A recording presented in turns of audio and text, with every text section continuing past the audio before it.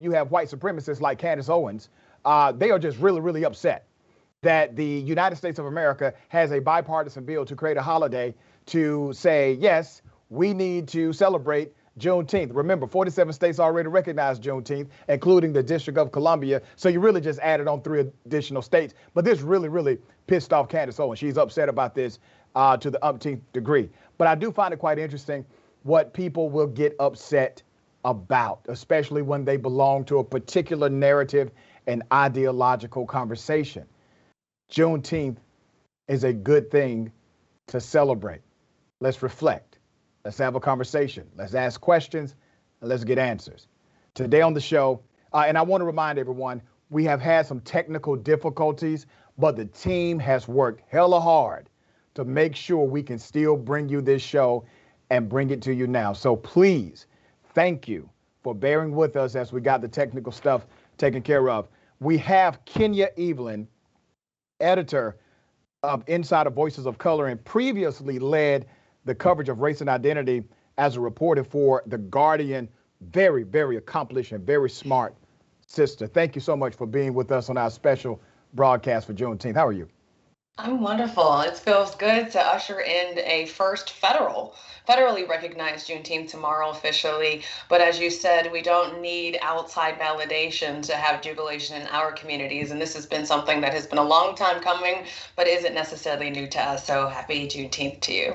Happy Juneteenth. And you know, it's interesting because we've been celebrating Juneteenth for quite a while in the Black community. In the city of Atlanta, we have a Juneteenth parade, and I had the great privilege of being the Grand Marshal for that parade 6 years ago. 6 years ago.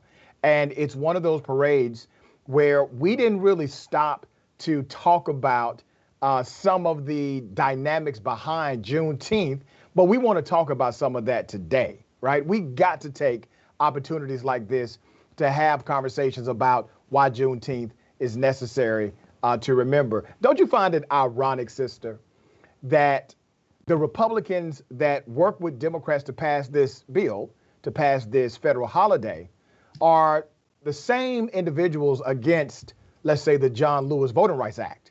They are adversarial to the George Floyd Policing and Accountability Act. They are anti-HR 1.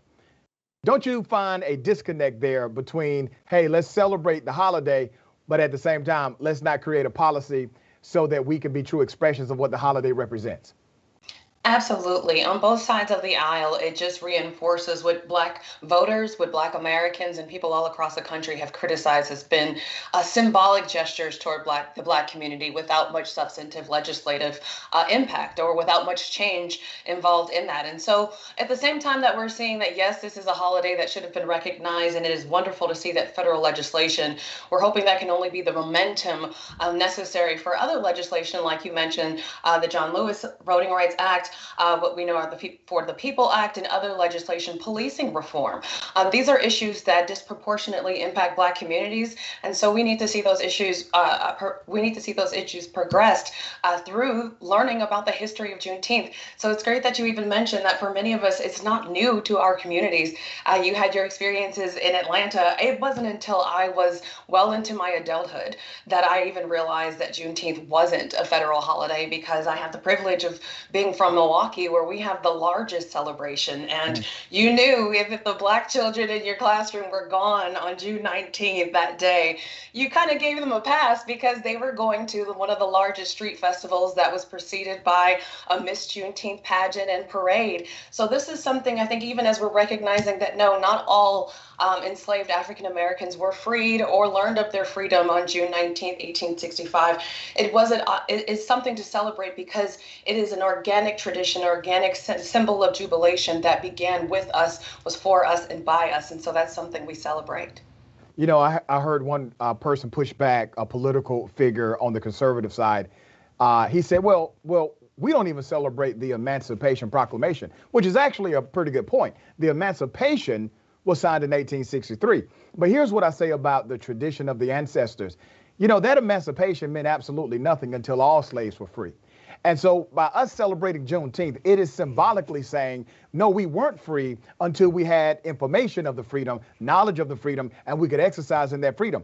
And it wasn't delayed just because we did not have a 24-hour news cycle. I heard a school teacher on YouTube say, oh, the reason why it took 2 years for slaves to know they were free in Texas is because we don't have a 24-hour news cycle, did not have a 24-hour news cycle, and we did not have the advent of social media, which is a complete lie. The reason why it took 2 years is because the Texas officials decided to break the law, and they wanted to make sure that information never got to the masses. And when people started to pick up on it, they continued to operate illegally to enslave human beings.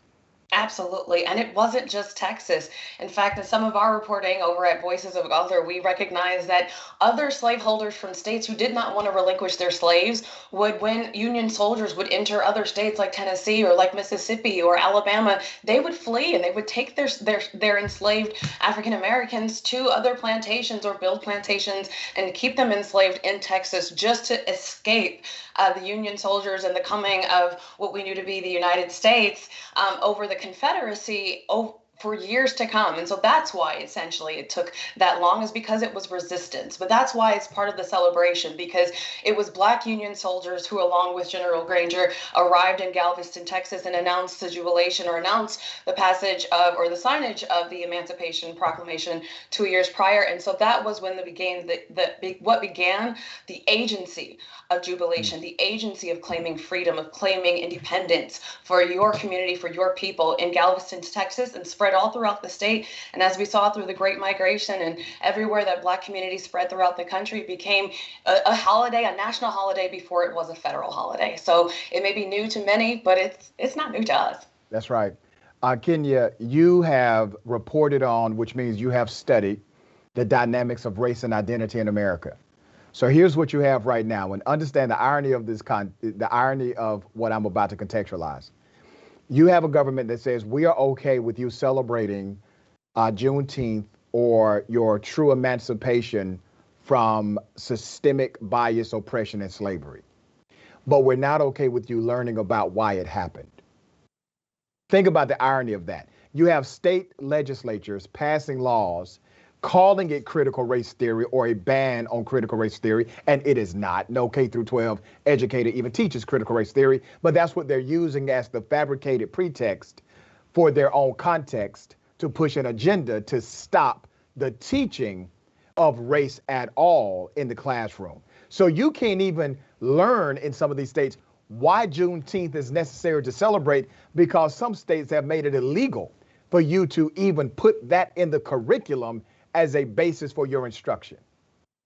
Absolutely. I mean, we even see where Oklahoma, some of their new laws, I believe it said, quote, you're not allowed to make an individual feel discomfort, guilt, anguish, or any other form of psychological distress on account of his or her race. That's essentially saying that we're going to coddle to the sensitivities of white fragility and essentially erase what is the true history of the United States.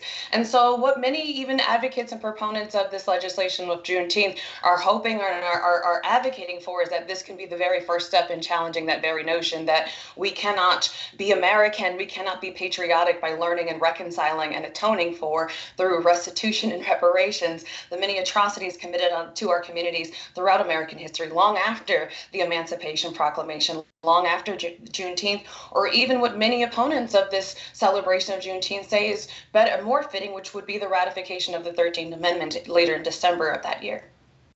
You have white supremacists like Candace Owens, who decided to go on social media and make just a big deal about how she hates this Juneteenth. She actually said Juneteenth is so lame. And then she goes on social media, makes actually a bunch of money by doing this rant against Juneteenth. But let me ask you this question about direction. Do you think Juneteenth scares people because it actually does build or start building the case for reparations in America? What are your thoughts about that? Absolutely. In fact, Voices of Color held a Clubhouse event right after, in the hours after President Biden signed the Juneteenth National Independence Day Act. And within our Clubhouse with White House correspondent April Ryan, we were able to determine that the White House and even members of Congress, members of the Senate who were in attendance for that signing ceremony were completely surprised the passage of this bill, and can see that as momentum for there to be further discussions and further compromise on other legislation, like we are talking about the For the People Act or the John Lewis Voting Rights Act. But particularly when it comes to policing reform, there are reports that there are more conversations than many of us in the public are privy to, and we could possibly see some compromise there. And that could be some progress that Democrats especially could particularly use in saying that they are champions and advocates for Black communities and Black voters who are largely responsible for why this bill could even pass, because you had control of both the Senate and House as well as the White House. So in all honesty, they had the opportunity to pass this legislation since January, and that's why we're seeing white supremacists, and that's why we're seeing even the former president of the United States, Donald Trump, attempting to either completely take credit for the passage of this legislation or question its legitimacy, which is a contradiction even in itself. But does that surprise you, sister? I mean, okay, Donald Trump being a contradiction. Come on now. Absolutely not.